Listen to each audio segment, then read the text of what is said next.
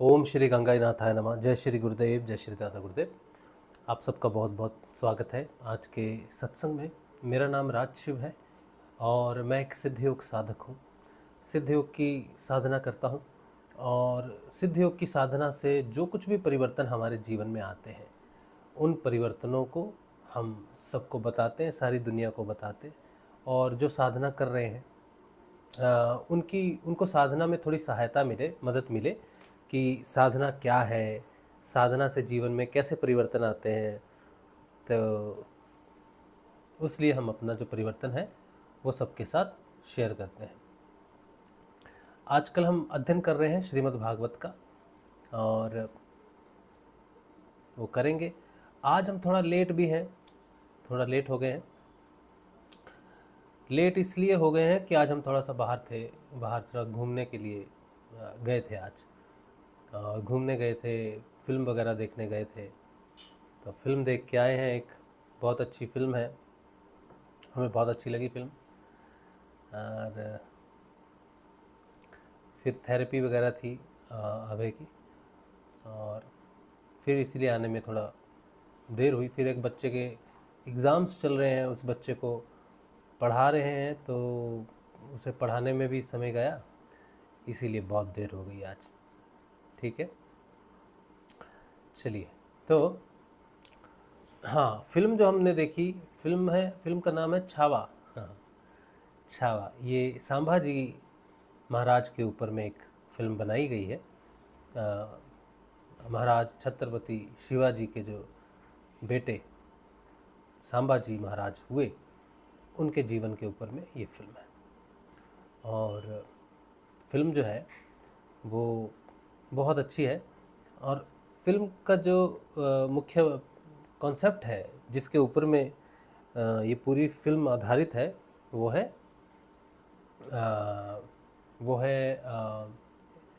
अपने अधिकारों के लिए लड़ाई, स्वराज्य के लिए लड़ाई। तो मुझे बहुत अच्छी लगी कि जो हमारा जो इतिहास रहा वो हमने लड़ाई की अपने स्वराज्य के लिए, और उसमें बहुत ही अच्छे से भारतीय को महाराज संभाजी ने जो भारत का जो दर्शन दिया है, बहुत अच्छा दिया है। और एक जगह पर संभाजी का डायलॉग है, उनसे औरंगजेब पूछता है कि जिसके लिए तुम प्राण दे रहे हो वो जो स्वराज्य है, वो स्वराज्य क्या है, क्या है स्वराज्य। तो फिर संभाजी उन्हें बताते हैं कि स्वराज्य की जानना है तो पहाड़ों से पूछो। तो पहाड़ का नाम बताते हैं जो उस तरफ है, दक्षिण में जो है। और नदी का एक नाम लेते हैं कि उस नदी की लहरों से पूछो, हवा से पूछो। तो वो स्वतंत्रता के लिए युद्ध कर रहे हैं और वो चाहते हैं कि हर व्यक्ति भारत में, सब जगह, हर व्यक्ति सारे संसार में पूर्ण रूप से स्वतंत्र हो, उसे पूर्ण जो है स्वराज्य हो। उसका स्वराज्य का अर्थ है कि तुम स्वतंत्र हो, तुम किसी भी प्रकार से गुलाम नहीं हो किसी के, ना जात से, ना धर्म से, ना अपने कार्य से, कर्म से, ना अपने धन के स्टेचर से, ना अपने जीने के ढंग से, किसी भी प्रकार से, ना संस्कृति से, ना सीमाओं से, ना देश से, किसी भी प्रकार से आप किसी के भी अधीन नहीं हैं। आप पूर्ण रूप से स्वतंत्र हैं। जैसे पहाड़, नदियाँ, हवा, सूरज की किरणें जैसे ये स्वतंत्र हैं, वैसे ही हर व्यक्ति को पूर्ण अधिकार है कि वो स्वतंत्र रहे। तो उस स्वतंत्रता की जो लड़ाई है, जो शिवाजी महाराज ने जो स्वतंत्रता, स्वराज्य के लिए जो लड़ाई लड़ी, उसी लड़ाई को संभाजी महाराज कंटिन्यू करके बताते हैं।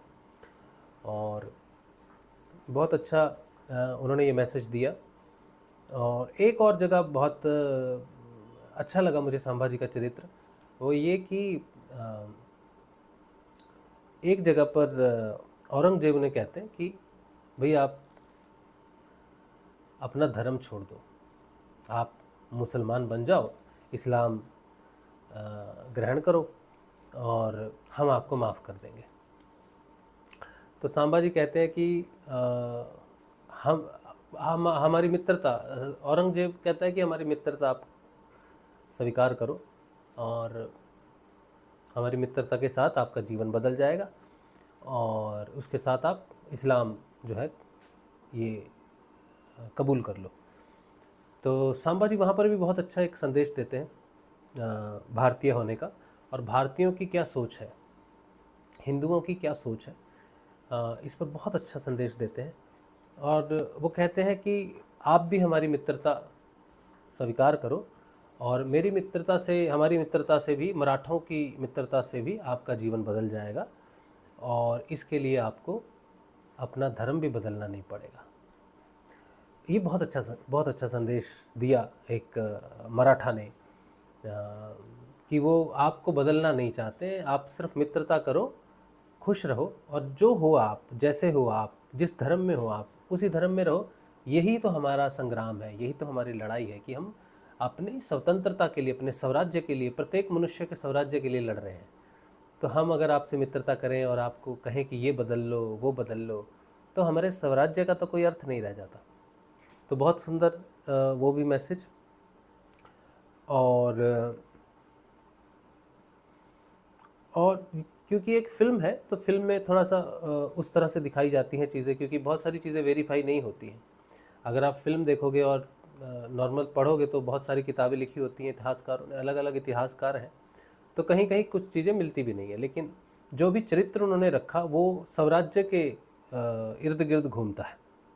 मराठों का जो चरित्र है या उनका जो युद्ध है, जिस चीज़ के लिए वो लड़ रहे हैं, वो बहुत क्लियर है कि वो किसी भी पुस्तक में अलग नहीं हो सकता, वो सब जगह सेम ही होना चाहिए है।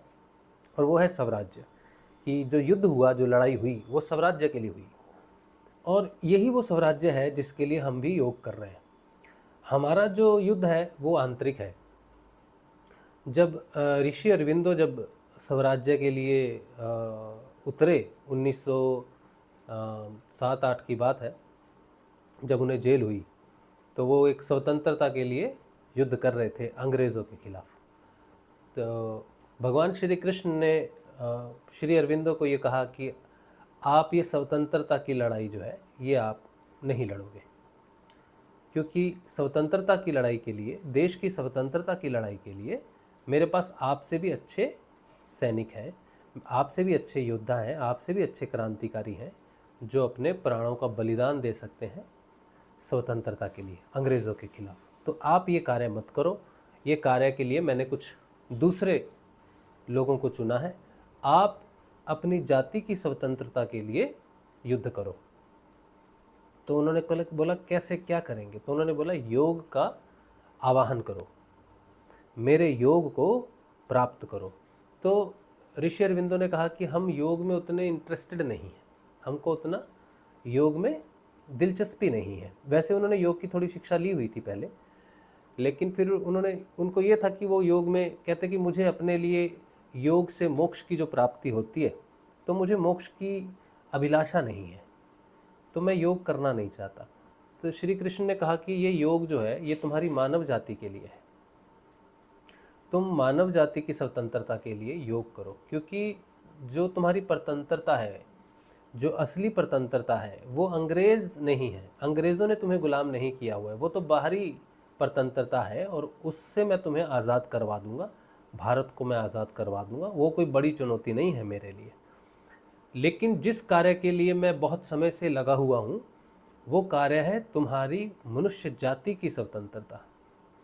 जो तुम्हारा शरीर है ये मर जाता है, तुम मृत्यु के अधीन हो, जितने भी मनुष्य पैदा होते हैं सबकी मृत्यु हो जाती है। तो आज तुम्हारी जाति मृत्यु के अधीन है, परतंत्र है। तुम इस मृत्यु पर विजय प्राप्त करने के लिए मेरा आवाहन करो, मुझे नीचे उतारो, मेरे योग को, धरती को मेरे योग प्रदान करवाओ, इसके लिए तुम प्रयास करो। और जब तुम्हें मेरा योग प्रदान होगा तो तुम्हें पार्थिव अमरता प्राप्त होगी। पार्थिव अमरता का मतलब है कि तुम्हारा जो शरीर है ये पार्थिव शरीर है, ये मिट्टी का शरीर है। इस पार्थिव शरीर को, इस मिट्टी के शरीर को अमरता प्रदान होगी, अमर हो जाएगा मनुष्य।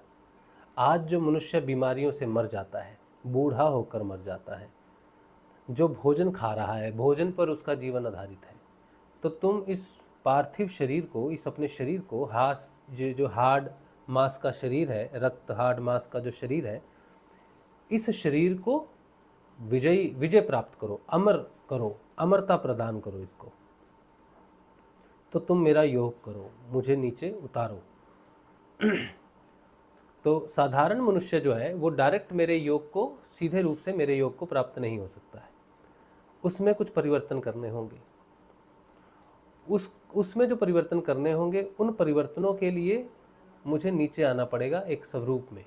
तो उस स्वरूप में मैं नीचे आऊँगा और मैं साधारण मनुष्य से जुड़ूंगा और उसका परिवर्तन एक स्थिति तक करूँगा, एक लेवल तक उसको उठाऊँगा, और फिर वहाँ से उसे डायरेक्ट मेरा श्री कृष्ण का योग प्राप्त होगा और उसे जो है पार्थिव अमरता प्राप्त होगी, जिससे तुम्हारी मनुष्य जाति का जो है वो आगे का विकास पूरा होगा।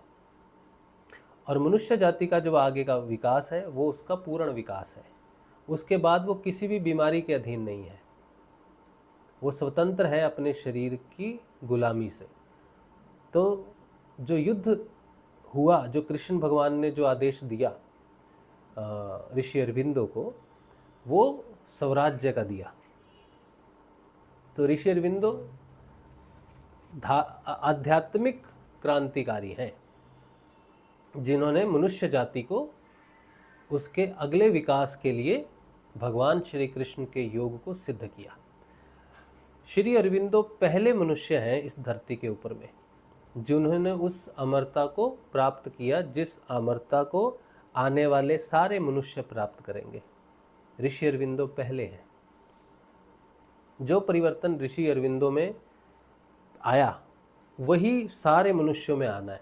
लेकिन ऋषि अरविंदो एक विशेष चेतना है, एक उच्चतर चेतना है, हम सबसे बहुत ऊपर की चेतना है, हम सब उनकी कोई बराबरी नहीं कर सकते। तो ऋषि अरविंदो ने जो प्राप्त किया अपनी योग साधना से, वो हम नहीं कर सकते, क्योंकि हमसे पहले, ऋषि अरविंदो से पहले बहुत सारे योगियों ने, ऋषियों ने ऐसी कोशिश की, लेकिन वो सफल नहीं हो पाए। उसके कई कारण हो सकते हैं, तो हम भी नहीं हो सकते सफल। तो ऋषि अरविंदो, भगवान श्री कृष्ण ये जानते थे कि साधारण मनुष्य मेरे योग को प्राप्त नहीं हो सकता, तुम तो हो सकते हो, तो तुम मुझे नीचे उतारो। तो हमें एक स्टेप, हमारे लिए भगवान को एक स्टेप नीचे आना है। ऋषि अरविंदो तो ऊपर उठ सकते हैं, वो तो महान है ना, हम तो बड़े साधारण हैं, सब लोग, मनुष्य कलयुग का है। तो भगवान को नीचे उतरना पड़ेगा, डिसेंड होना पड़ेगा। तो 24 नवंबर 1926 को ऋषि अरविंदो ने भगवान श्री कृष्ण को सिद्ध कर लिया, उतार लिया एक स्टेप नीचे उनके स्वरूप को। तो 24 नवंबर 1926 को उन्हें सिद्धि हुई और उसी दिन भगवान श्री गुरुदेव का जन्म हुआ। भगवान श्री गुरुदेव ही वो स्वरूप है, वो चेतना है जिनसे एक साधारण मनुष्य जुड़ सकता है। और गुरुदेव से जुड़ने के बाद उस व्यक्ति में जो परिवर्तन आएंगे, उसकी चेतना में जो परिवर्तन आएगा, वो एक स्तर तक उसे उठा देगा। और उस स्तर तक उठने के बाद उसे भगवान श्री कृष्ण का योग प्राप्त हो जाएगा। और फिर भगवान श्री कृष्ण अपने योग से उस व्यक्ति को वो उच्चतर चेतना या उच्चतर परिवर्तन प्रदान करेंगे, जिसके लिए श्री अरविंदो को भगवान ने योग के लिए आगे बढ़ने के लिए कहा था। उस दिन, जिस दिन सब मनुष्य, एक साधारण मनुष्य मेरे जैसा, आप जैसा, जिस दिन परिवर्तन हो जाएगा, वो पहले मनुष्य, साधारण मनुष्य का, उस दिन श्री अरविंदो का कार्य जो है वो अपने लक्ष्य को प्राप्त कर लेगा। उस दिन श्री अरविंदो का वो जो योग है वो साधारण जनमानस के लिए सिद्ध हो जाएगा। उस दिन सबको मालूम चलेगा कि हमारे जो इस कलयुग के जो पिता हैं वो श्री अरविंदो हैं। उस दिन श्री अरविंदो को संसार पहचानेगा, क्योंकि फिर लोग जान जाएंगे कि कौन है अरविंदो, और उनके उस परिवर्तन को साक्षात करने वाले, पृथ्वी के लिए संभव करने वाले जो उच्चतर चेतना भगवान श्री कृष्ण की अधिमानसिक देव के रूप में जो नीचे आए, गुरु के स्वरूप में जो आए, जिन्होंने श्री अरविंदो के कार्य को प्रैक्टिकल किया, करके दिखाया। श्री अरविंदो ने जो किया उन्होंने वो लिखा भी थ्योरी के रूप में और अपने लिए सिद्ध भी किया। लेकिन गुरुदेव श्री रामलाल जी स्याग ने उसी परिवर्तन को जन साधारण के लिए संभव किया। तो उस दिन लोग समझेंगे कि अधिमानसिक देव वही है जिसे हम कल की अवतार के स्वरूप में प्रतीक्षा कर रहे थे। और जो ईसाई हैं, जिस कंफर्टर का वेट कर रहे हैं, जिसके आने की बात जीसस ने कही थी, वो यही है। तो अभी तो हम बातें कर रहे हैं, जब तक हमारा परिवर्तन दिव्य मानव में नहीं होता तब तक हमारी बात किसी को माननी नहीं चाहिए। हमें भी तब तक प्रयास करते रहना चाहिए, अपने परिवर्तन का इंतज़ार करना चाहिए। जब तक हम में परिवर्तन नहीं आता तब तक हमें निराश नहीं होना चाहिए कि लोग हमारी बात सुन नहीं रहे हैं, क्योंकि परिवर्तन बहुत कठिन होता है, ये आसान नहीं होता, सहज रूप से नहीं आता है। इसके लिए बहुत हिम्मत चाहिए, सहन शक्ति चाहिए। परिवर्तन बिल्कुल आसान नहीं है, बहुत कठिन है, बहुत ज़्यादा कठिन है। तो जिसमें साहस होगा, जो इस परिवर्तन के लिए अपने प्राणों की आहुति दे सकता है, इस योग के लिए अपने जीवन को, अपने प्राण को समर्पित कर सकता है अपने गुरु के आदेश के ऊपर में, वही इस पथ पर आगे बढ़ेगा और उसी का परिवर्तन होगा। ये हमारे ये जो संघर्ष है, ये जो योग है, ये हमारे भौतिक ये जो जीवन है ना, इसकी आहुति नहीं मांगता है। जैसे स्वतंत्रता सेनानी हुए, जो हमारे भारत की स्वतंत्रता के लिए लड़े, उन्होंने अपने प्राणों की आहुति दी, अपने जीवन की आहुति दी। लेकिन इस योग में हमें अपने भौतिक प्राणों की आहुति नहीं देनी है। हम जीवित रहे, हमारा युद्ध जीवित रहने का है। हम मरकर इस लक्ष्य को प्राप्त नहीं कर सकते, हम मरकर इस मिशन को पूरा नहीं कर सकते। इस मिशन को पूरा करने के लिए हमारा जीवित रहना सबसे ज़्यादा ज़रूरी है, क्योंकि जो परिवर्तन होगा वो किसी ऐसे व्यक्ति में नहीं होगा जो माँ के गर्भ से जन्म लेकर ही दिव्य हो। हम कहें कि देखो देखो, उस गांव में उस माँ के गर्भ से एक दिव्य मानव ने जन्म लिया है, ऐसा नहीं होगा। जो मानव परिवर्तित होगा वो जन्म ले चुका है और उसका जीवन चलते चलते परिवर्तित होगा। आज जिसका जीवन साधारण है, उसी मनुष्य का जीवन योग के माध्यम से दिव्य हो जाएगा। ये घटना घटेगी आपके साथ, मेरे साथ, उस व्यक्ति के साथ जो जी रहा है। अगर हम मर जाते हैं और हम सोचते हैं कि हम 50 वर्षों बाद पैदा हों और दिव्य किसी माँ के गर्भ से जब पैदा होंगे तब बहुत सारा समय बदल चुका होगा और हम दिव्य मानव बन के पैदा होंगे, तो ऐसा नहीं होगा। हर व्यक्ति को अपने परिवर्तन को पूरा करना ही होगा। तुम इस जन्म में आधी यात्रा करते हो और आज से 100 साल बाद या 200 साल बाद पैदा होते, जब मनुष्य धरती बदल चुकी है, और तुम ये सोचते हो कि तुम दिव्य ही पैदा होगे, तो ऐसा नहीं होना चाहिए, क्योंकि बीच का जो तुम्हारा परिवर्तन है वो अभी बाकी है। तुम्हें उस परिवर्तन के माध्यम से गुजरना ही पड़ेगा। हर मनुष्य को परिवर्तन से गुजरना पड़ेगा,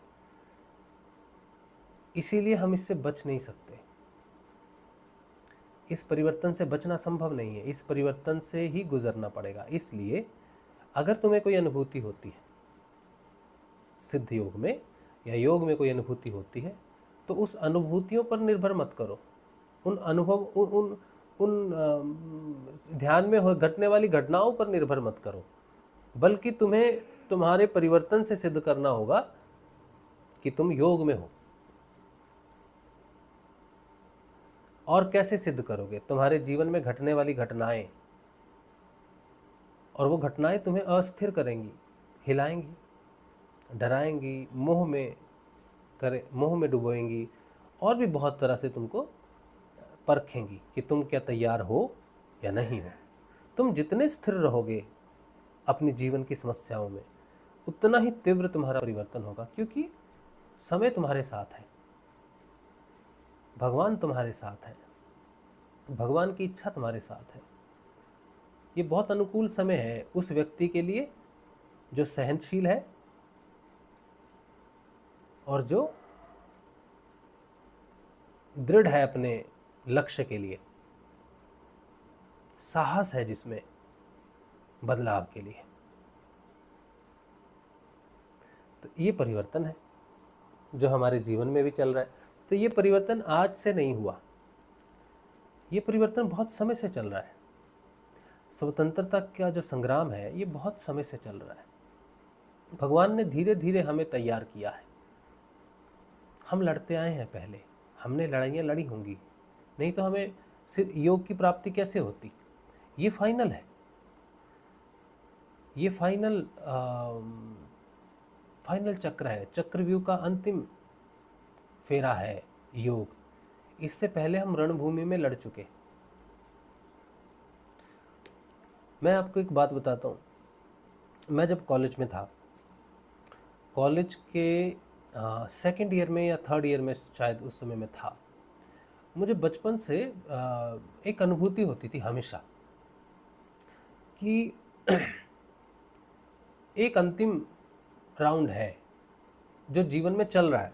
ऐसा मुझे हमेशा महसूस होता था कि कुछ ऐसा है जो अंतिम है। तो मैंने मेरा जो हॉस्टल का रूम था उसमें मैंने एक गिटार बनाया था। उस समय हमें म्यूज़िक जो है, संगीत जो है बहुत बहुत ज़्यादा पसंद है, अभी भी पसंद है हमें संगीत। तो हमने एक बड़ा गिटार बनाया था एक पूरी दीवार पर, और उस पर हमने लिखा था फाइनल राउंड। तो हमारे मित्र हमसे पूछते कि ये फाइनल राउंड क्या है।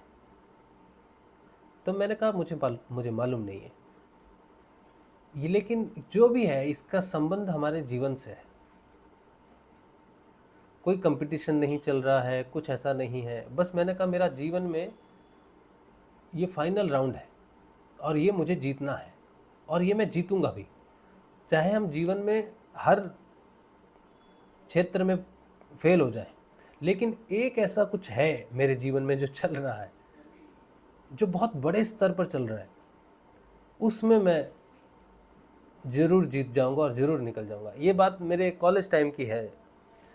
तो आज हम जिस योग में पहुंचे हैं, ये योग ही वो अंतिम राउंड है, ये अंतिम राउंड है। तो इससे पहले बहुत सारे ऐसे मैंने संग्राम किए हैं जिसका भी मुझे मालूम नहीं है, लेकिन मेरी चेतना उस चीज़ को महसूस कर सकती है कि मैं बहुत लंबी यात्रा करके योग तक पहुंचा हूँ। और अगर मैं इस योग तक पहुंचा हूँ लंबी यात्रा कर कर, तो आप सब भी तो योग में हैं। आप भी बड़ी एक लंबी यात्रा करके आए हैं। ये किसी एक व्यक्ति की यात्रा नहीं है, ये बहुत समय से हम इसकी तैयारी कर रहे हैं। पता नहीं कितने ही बार हम स्वतंत्रता संग्राम में लड़े हैं, मरे हैं, लेकिन ये अंतिम राउंड है। यहाँ जीवित रहना है, यहाँ अपने परिवर्तन को पूरा करना है। ये जीवन जीते जी लड़ाई करने वाला युद्ध है, ये आंतरिक है। तो आज जो हमने फिल्म देखी, छावा फिल्म जो देखी हमने, उसमें हम बहुत अच्छा हमें लगा कि जो संग्राम हो रहे हैं वो एक व्यक्ति दूसरे व्यक्ति से नहीं लड़ रहा। वो युद्ध जो है वो मुगलों का और मराठों का नहीं है। पूरे भारत में एक बहुत बड़े स्तर पर स्वतंत्रता का संग्राम कई वर्षों से चल रहा है। भारत की भूमि ने इतने इन्वेडर्स देखे, इतने लोग आए भारत में,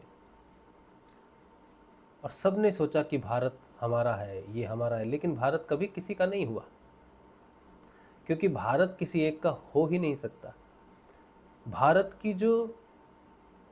का जो चरित्र है वो स्वतंत्रता का है, उसके चरित्र में स्वतंत्रता है, वो किसी एक का नहीं हो सकता। इसीलिए कई संस्कृतियां आई, कई धर्मों के लोग आए, कईयों ने कोशिश की कि भारत को लूट लिया जाए, भारत को बदल दिया जाए, यहाँ के लोगों को बदल दिया जाए, यहाँ की सोच को बदल दिया जाए, यहाँ की संस्कृति को बदल दिया जाए, यहाँ की शिक्षा को बदल दिया जाए, यहाँ की किताबों को नष्ट कर दिया जाए।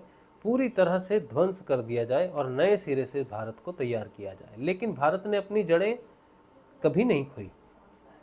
भारत की जड़ों को कोई नहीं उखाड़ सका, क्योंकि भारत की जड़ें मानव जाति के साथ जुड़ी हुई हैं। जब तक मनुष्य है इस धरती के ऊपर में, भारत है, क्योंकि भारत और मनुष्य एक ही है, एक ही है, दोनों की जड़ें एक ही हैं।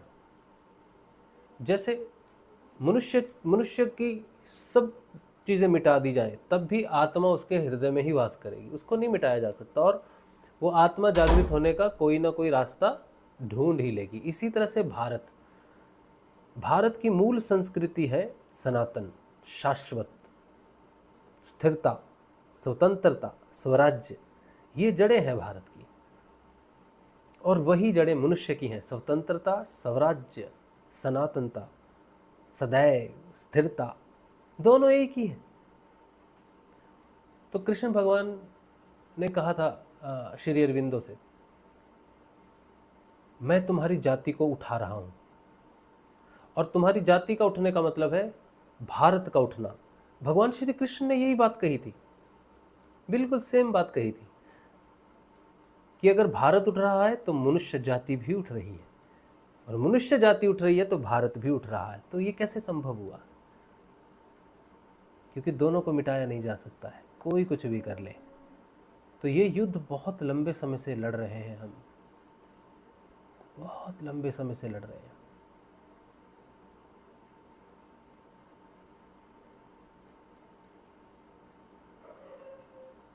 और हमें कोई अब लूट नहीं सकता है, क्योंकि हमने जो खजाना अपने अंदर खोजा है उसे लूटा ही नहीं जा सकता।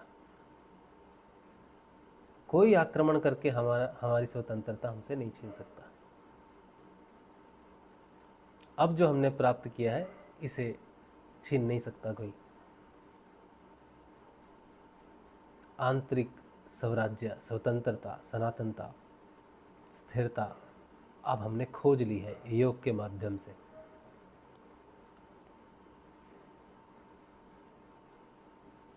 अद्भुत यात्रा संग्राम की, और सबको ये यात्रा एक दिन समझ में आएगी, सभी को आएगी।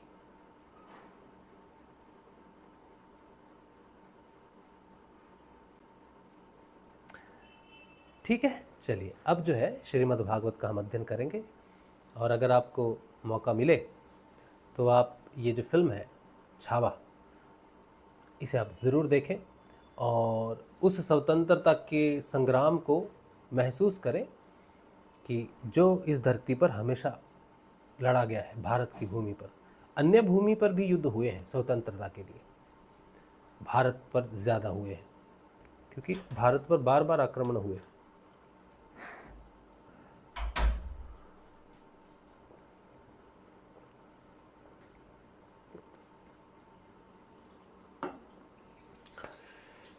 चलिए, तो प्रश्न अगर कोई होगा हम ले लेते हैं, अगर नहीं है तो बहुत अच्छी बात है। माई स्पिरिचुअल जर्नी, प्रश्न है, what happens by listening to the नाद, what happens by listening to the sound in meditation, what happens after the sound?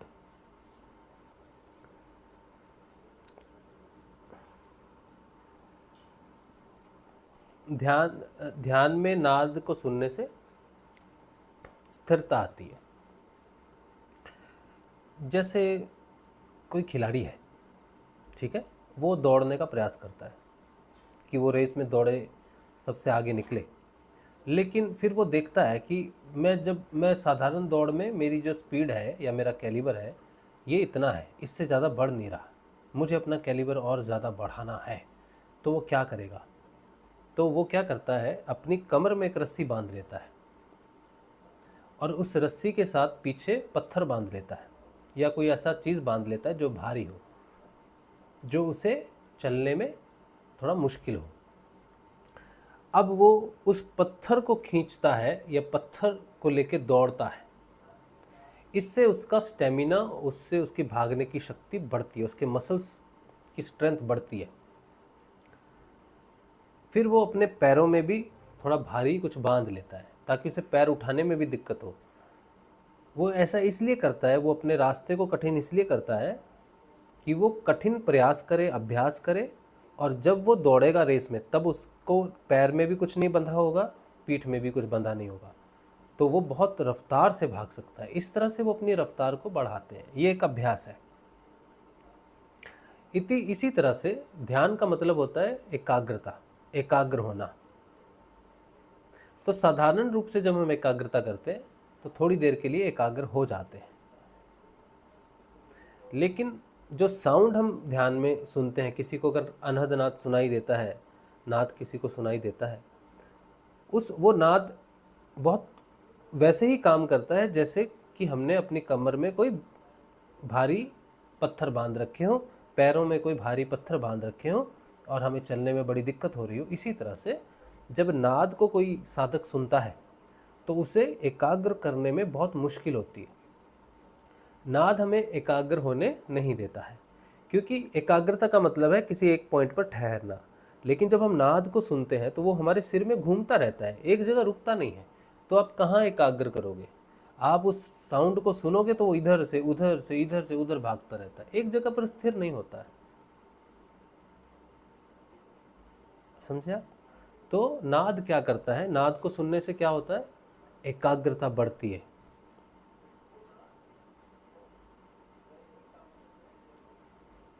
जो व्यक्ति नाद का नियमित अध्ययन करता है वो साधारण रूप से अपने नॉर्मल जीवन में उसकी एकाग्रता बढ़ने लगती है।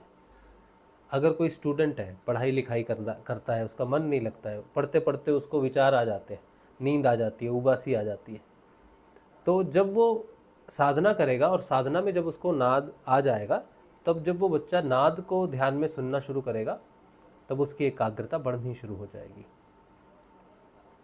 और फिर जब वो पढ़ाई करेगा, जहाँ पर वो 15 मिनट ही बैठ पाता था, वहाँ वो 2 घंटे भी बैठेगा तो उसको कोई विचार नहीं आएगा, क्योंकि उसकी एकाग्रता बहुत ज़्यादा दृढ़ हो जाती है। और यही एकाग्रता जब इतनी दृढ़ हो जाती है तो फिर वो ध्यान में बदल जाती है। वो उस स्थिति में चली जाती है जहाँ पर वो इंद्रियातीत है। तो वो इंद्रियातीत जाने के लिए भी, उस ध्यान को उस लेवल पर जाने के लिए भी आत्मा का जागृत होना ज़रूरी है। तो नाद अध्ययन से, ध्यान में अगर हम नाद का अध्ययन करते हैं तो उससे क्या हो सकता है? हमारी भौतिक एकाग्रता बहुत बढ़ जाएगी, और जो आध्यात्मिक जगत है उसमें हम पहुंच तो जाएंगे, लेकिन हमें अनुभव हो सकते हैं। लेकिन आत्मा को जागृत करने के लिए नाद पर्याप्त नहीं है। नाद आपकी आत्मा को नहीं जगा सकता, आपको गहरी एकाग्रता दे सकता है, अध्यात्म में अनुभव दे सकता है। आप प्रकृति के रहस्य भी थोड़े बहुत जान लेंगे, शरीर के बारे में जान लेंगे, कुछ शक्तियाँ भी आपको प्राप्त हो जाएंगी, कुछ सिद्धियाँ भी आपको प्राप्त हो जाएंगी, लेकिन नाद आपकी आत्मा को जागृत करने में सक्षम नहीं है। इसीलिए अगर किसी व्यक्ति को नाद सुनाई देने लग जाए किसी भी प्रकार से, तो उसे सबसे पहले भगवान से प्रार्थना करनी चाहिए कि मुझे समर्थ सद्गुरुदेव की प्राप्ति हो जाए, क्योंकि बिना समर्थ सद्गुरुदेव के आप जागृत नहीं हो सकते।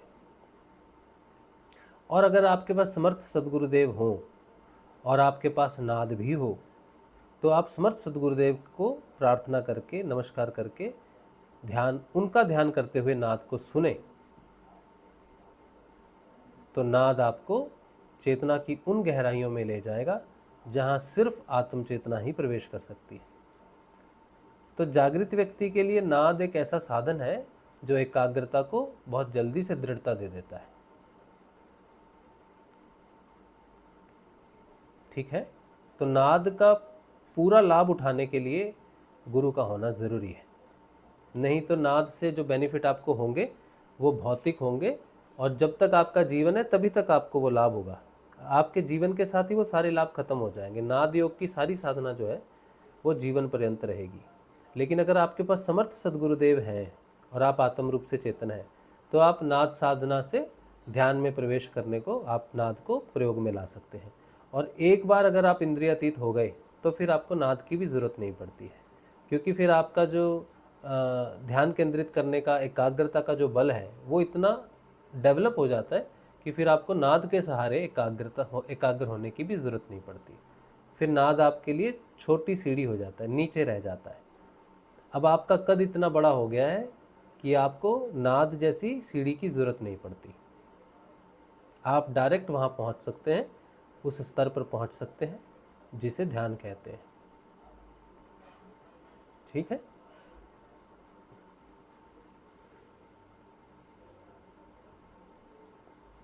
चलिए, तो ये थोड़ी सी जानकारी है कि अनहद क्या करता है। ठीक है।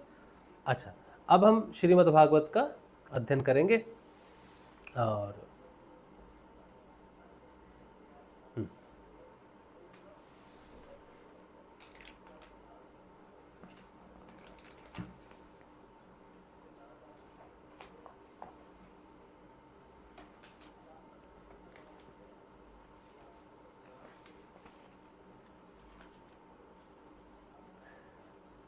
जय श्री गुरुदेव, जय श्रीमद् भागवत। आप सबको भी नमस्कार है। आज हम पढ़ रहे हैं श्री शुकसुधा सागर दशम स्कंध और 70वां अध्याय पढ़ रहे हैं। भगवान श्री कृष्ण की नित्यचर्या और उनके पास जरासंध के कैदी राजाओं के दूत का आना। श्री सुखदेव कहते हैं, परीक्षित, जब सवेरा होने लगता, कुकुट यानी कि मुर्गे बोलने लगते हैं, तब वे श्री कृष्ण पत्नियां जिनके कंठ में श्री कृष्ण ने अपनी भुजा डाल रखी है, उनके विछोह की आशंका से व्याकुल हो जाती हैं और उन मुर्गों को कोसने लगती हैं। उस समय पारिजात की सुगंध से सुवासित भीनी भीनी वायु बहने लगती है। भौरे ताल स्वर से अपने संगीत की तान छेड़ देते हैं। पक्षियों की नींद उचट जाती है और वे बंदी जनों की भांति भगवान श्री कृष्ण को जगाने के लिए मधुर स्वर से कलरव करने लगते हैं। रुक्मणी जी अपने प्रियतम के भुजपाश से बंधी रहने पर भी आलिंगन छूट जाने की आशंका से अत्यंत सुहावने और पवित्र ब्रह्म मुहूर्त को भी असहाय समझने लगती थी। भगवान श्री कृष्ण प्रतिदिन ब्रह्म मुहूर्त में उठ जाते और हाथ मुंह धोकर अपने मायातीत आत्म स्वरूप का ध्यान करने लगते।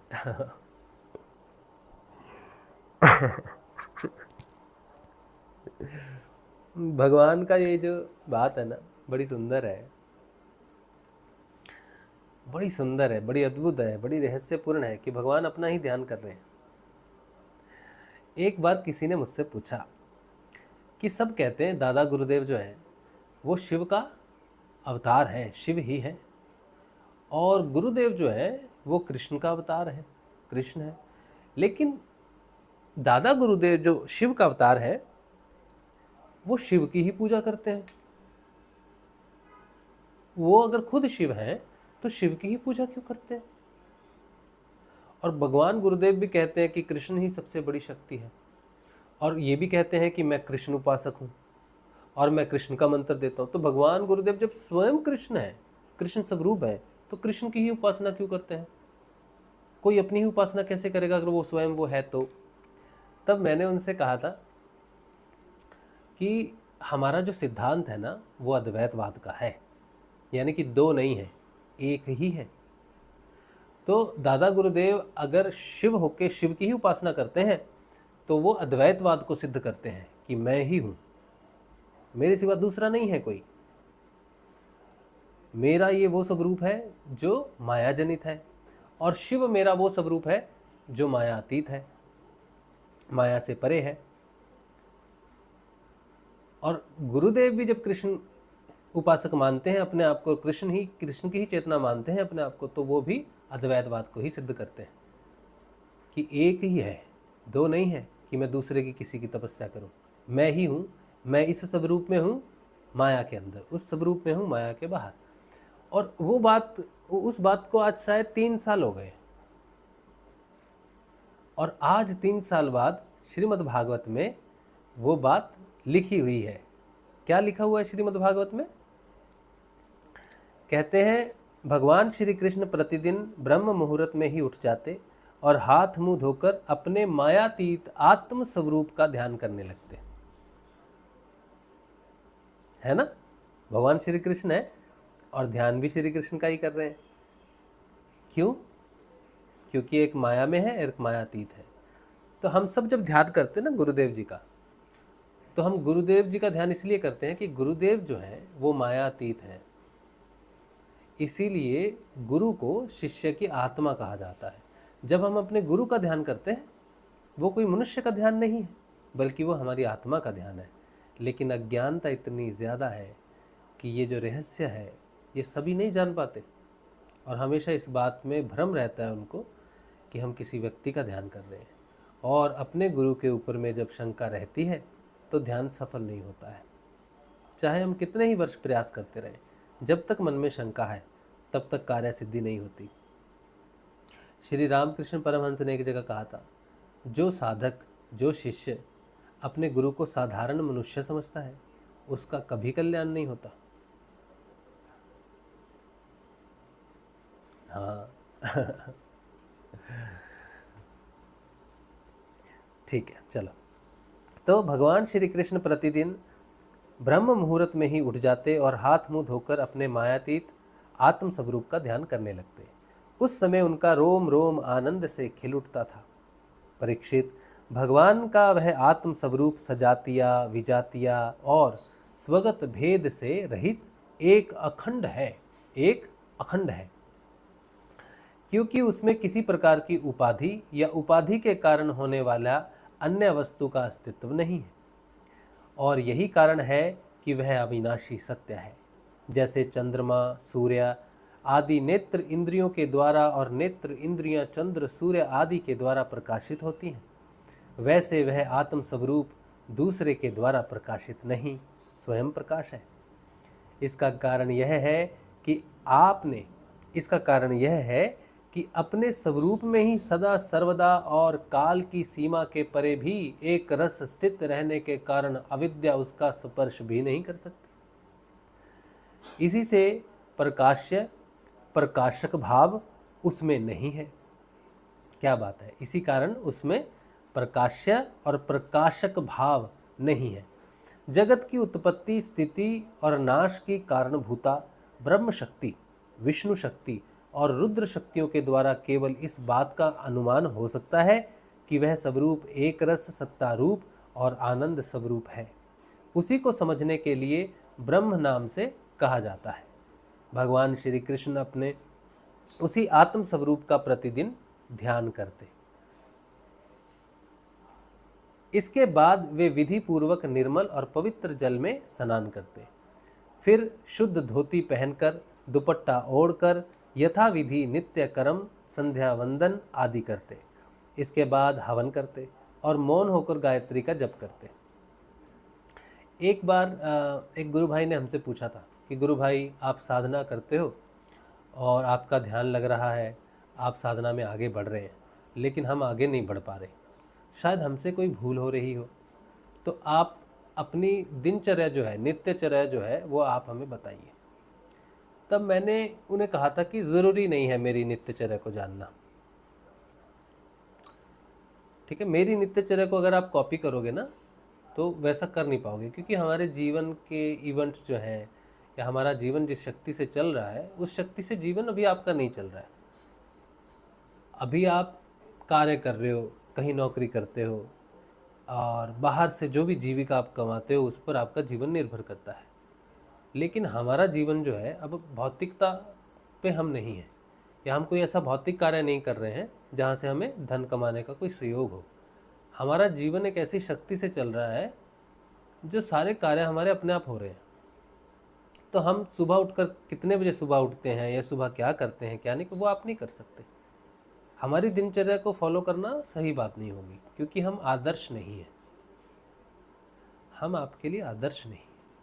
तो जो आदर्श नहीं है उसकी दिनचर्या जानकर आपको लाभ नहीं होगा। लेकिन आज का जो हम अध्ययन कर रहे हैं, 17वां अध्याय है दशम स्कंद का, इसमें भगवान श्री कृष्ण की दिनचर्या है, और ये दिनचर्या जो है ये आपको लाभ दे सकती है, क्योंकि भगवान आदर्श हैं सभी के। और दूसरी चीज़ एक और है कि भगवान ने हमें दिनचर्या दे रखी है। भगवान श्री गुरुदेव की आज्ञा है कि बेटा आप अपने सारे कार्य करो, अपना जीवन जो है वो नॉर्मल रूप से जियो, कुछ भी बदलाव करने की ज़रूरत नहीं है आपको। आप केवल जो नाम मैं देता हूँ उस नाम को आप जपो यथासंभव, बिना होंठ और जीभ हिलाए, और 2 समय सुबह और शाम खाली पेट मेरा ध्यान करो।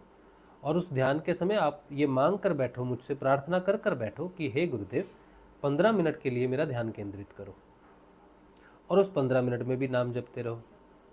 15 मिनट के बाद तुम्हारी क्रियाएं बंद हो जाएंगी, और तुमने ये प्रयास करना है कि जो मंत्र मैं देता हूँ तुम्हें सिर्फ वही मंत्र जपना है, इसके अलावा तुम्हें दूसरा कोई मंत्र, कोई आराधना करने की ज़रूरत नहीं है। बाकी तुम्हारे वंश के हिसाब से या तुम्हारी संस्कृति के हिसाब से तुम मंदिर जाते हो, तुम मस्जिद जाते हो, तुम गिरजाघर जाते हो, जो बाकी तुम्हारे नित्य नियम कर्म है वो भी तुम करते रहो, मुझे कोई आपत्ति नहीं है उससे। लेकिन मंत्र जपने की जब बारी आएगी, नमस्कार गुरुदेव कहते सभी को करो, सभी देवी देवताओं को नमस्कार करो, प्रणाम करो, जहाँ जाना है घंटी बजाओ, मंदिरों में कुछ भी करो, उससे चिंता नहीं है, लेकिन तुम्हारी एक श्रद्धा एक ही मंत्र पर होनी चाहिए। जिस तरह एक विवाहित स्त्री अपना सर्वस्व सौंपती है सिर्फ अपने पति को, लेकिन इसका मतलब ये तो नहीं कि वो बाकी घर वालों से प्रेम नहीं करती। उसका भाई है, उसका पिता है, उसका पुत्र है, उसकी बेटी है, उसकी सखियां हैं, उसके पुरुष मित्र भी हो सकते हैं।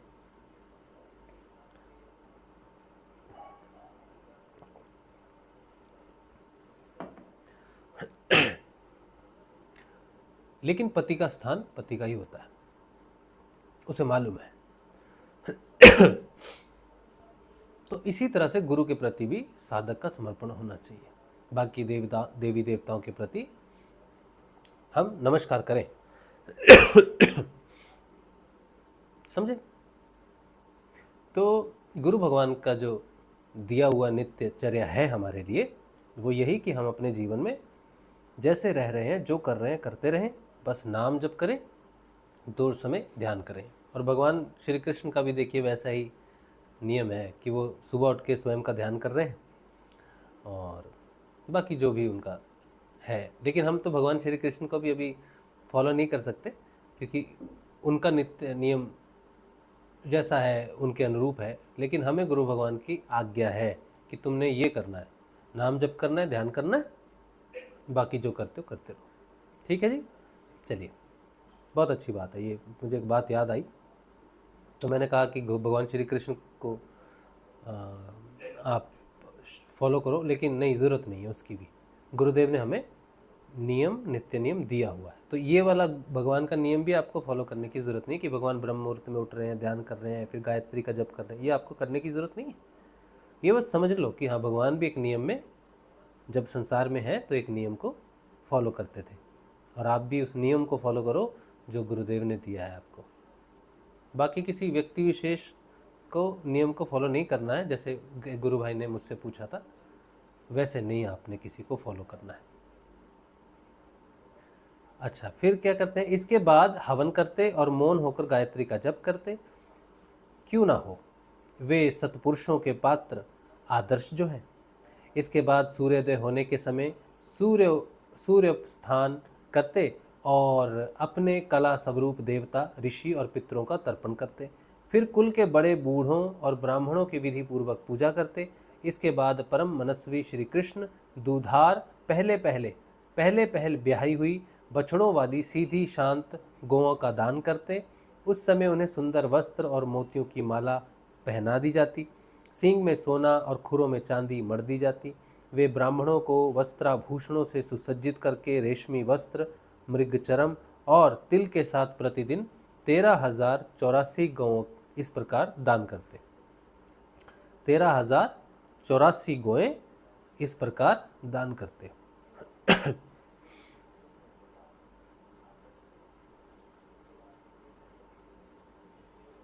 तदंतर अपनी विभूति रूप गौ, ब्राह्मण, देवता, कुल के बड़े बड़े गुरुजन और समस्त प्राणियों को प्रणाम करके मांगलिक वस्तुओं का स्पर्श करते।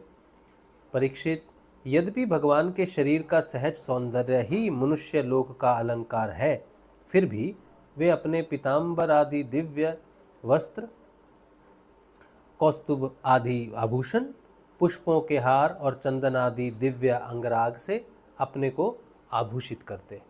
इसके बाद वे घी और दर्पण में अपना मुखारविंद देखते, गाय बैल ब्राह्मण और देव प्रतिमाओं का दर्शन करते, फिर पूर्वासी और अंतपुर में रहने वाले चारों वर्णों के लोगों की अभिलाषाएं पूर्ण करते और फिर अपनी अन्य ग्रामवासी प्रजा की कामना पूर्ति करके उसे संतुष्ट करते और इन सबको प्रसन्न देखकर स्वयं बहुत ही आनंदित होते। वे पुष्पमाला, तांबूल, चंदन और अंगराग आदि वस्तुएं पहले ब्राह्मण, स्वजन, संबंधी, मंत्री और रानियों को बांट देते और उनसे बची हुई स्वयं अपने काम में लाते।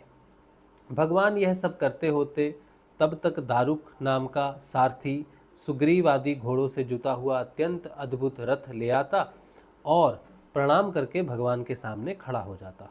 इसके बाद भगवान श्री कृष्ण सत्यकी और उद्धव जी के साथ अपने हाथ से सारथी का हाथ पकड़कर रथ पर सवार होते, ठीक वैसे ही जैसे भुवन भास्कर भगवान सूर्य उद्याचल पर आरूढ़ होते हैं। उस समय रनिवास की स्त्रियां लज्जा एवं प्रेम से भरी चितवन से उन्हें निहारने लगती और बड़े कष्ट से उन्हें विदा करती।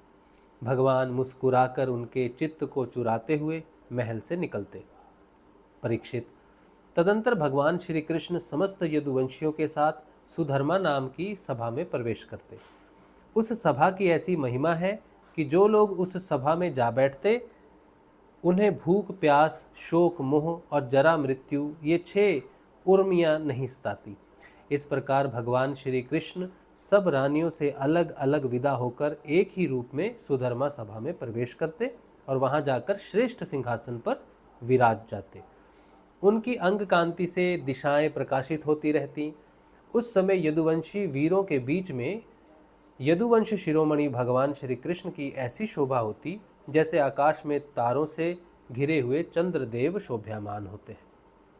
परीक्षित, सभा में विदूषक लोग विभिन्न प्रकार के हास्य विनोद से, नटाचार्य अभिनय से और नर्तकियां कलापूर्ण नृत्यों से अलग अलग अपनी टोलियों के साथ भगवान की सेवा करती। उस समय मृदंग, वीणा, पखावज, बांसुरी, झांझ और शंख बजने लगते और सुत, मागध तथा बंदीजन नाचते गाते और भगवान की स्तुति करते।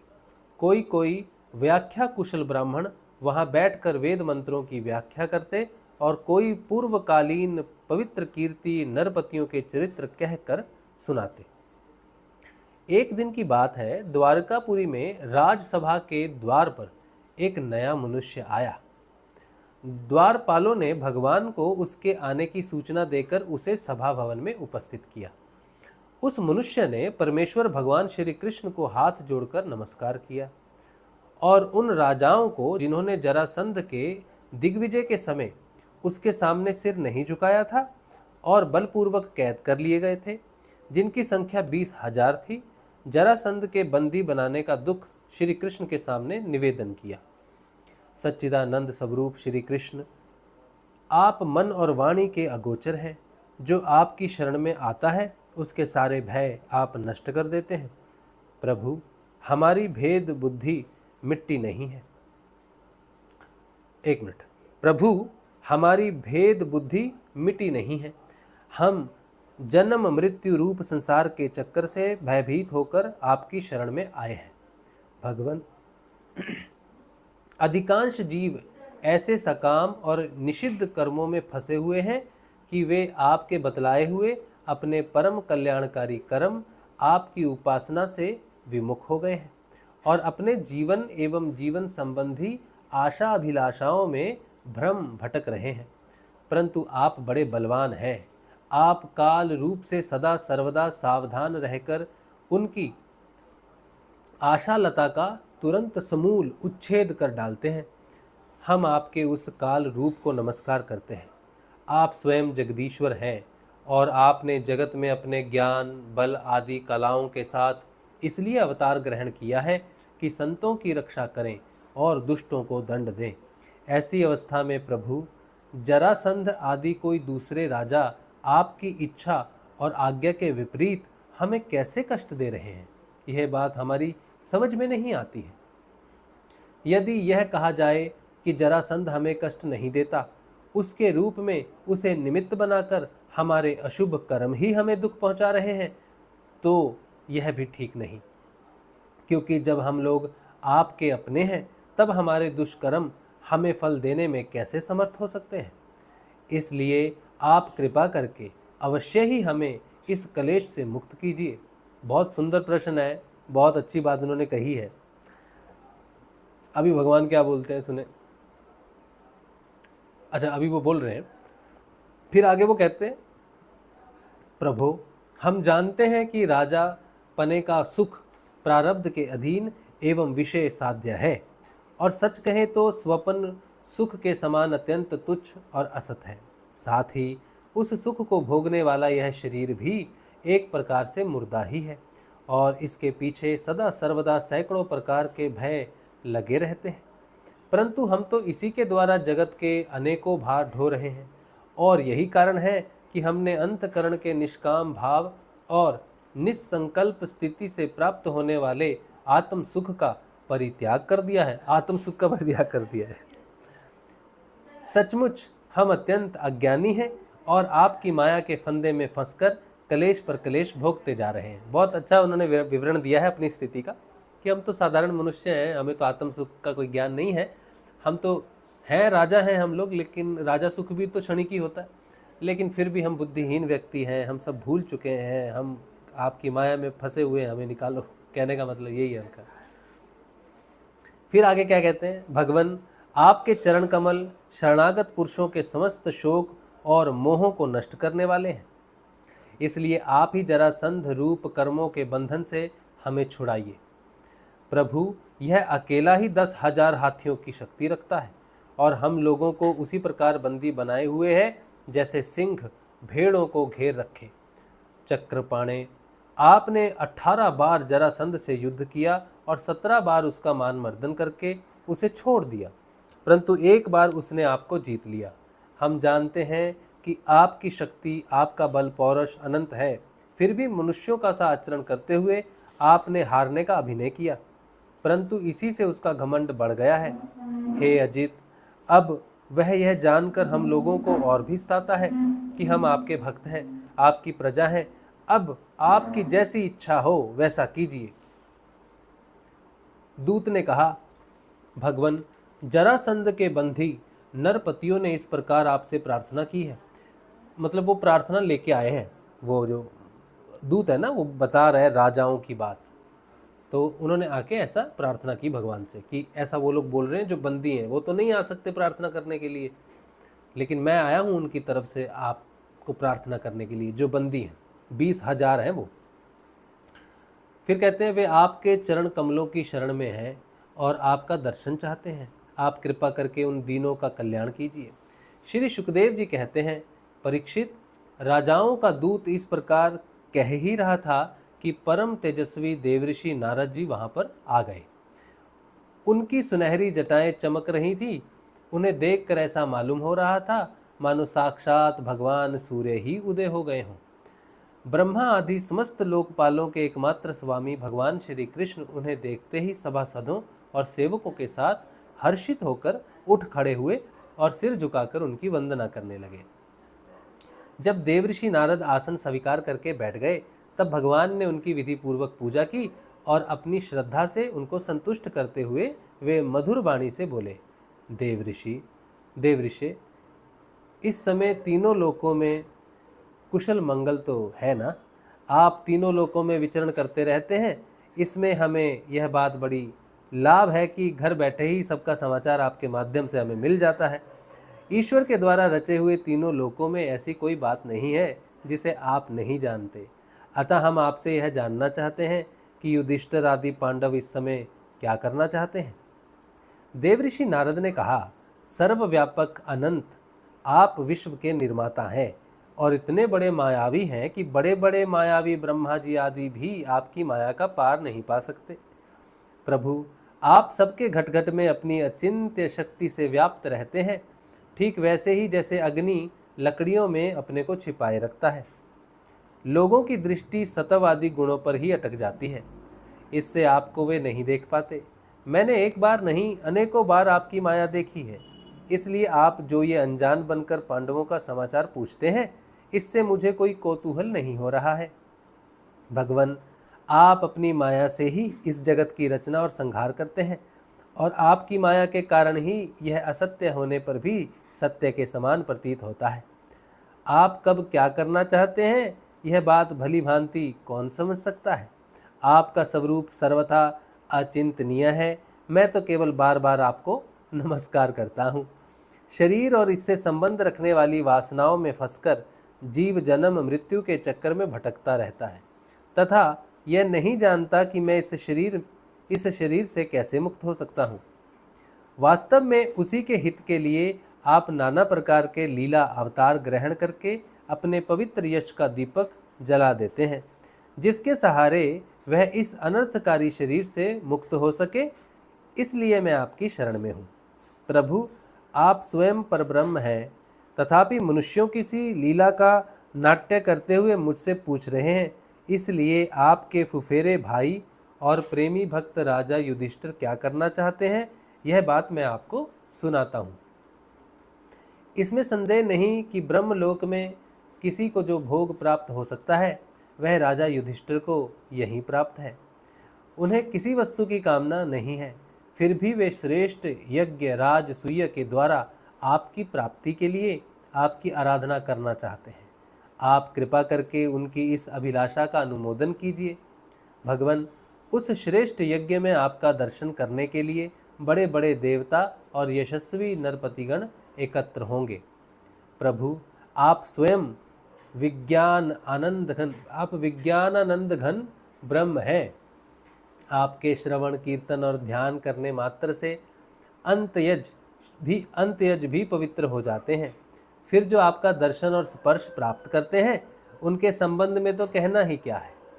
त्रिभुवन मंगल, आपकी निर्मल कीर्ति समस्त दिशाओं में छा रही है तथा स्वर्ग, पृथ्वी और पाताल में व्याप्त हो रही है। ठीक वैसे ही जैसे आपकी चरणामृत धारा स्वर्ग में मंदाकिनी, पाताल में भोगवती और मृत्यलोक में गंगा के नाम से प्रवाहित होकर सारे विश्व को पवित्र कर रही है।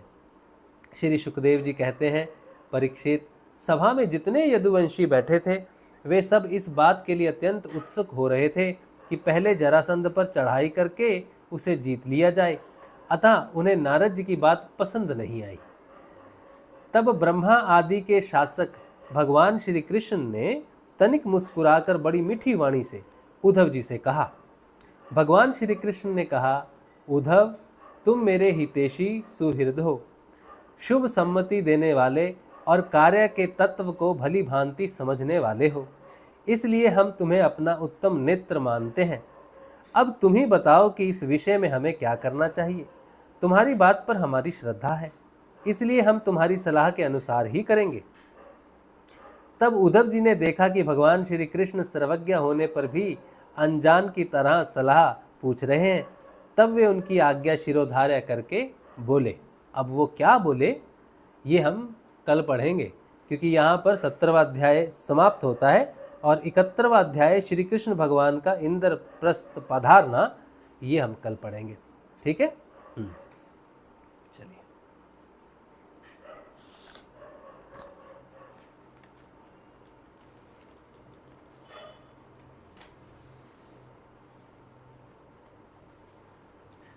चलिए, तो अब तो कोई प्रश्न आपका है नहीं, तो आज का सत्संग हम यहीं रख देते हैं भगवान श्री गुरुदेव के श्री चरणों में, और कल मिलेंगे हम लोग कल के ध्यान में और कल के सत्संग में। जय श्री गुरुदेव, जय श्री दादा गुरुदेव।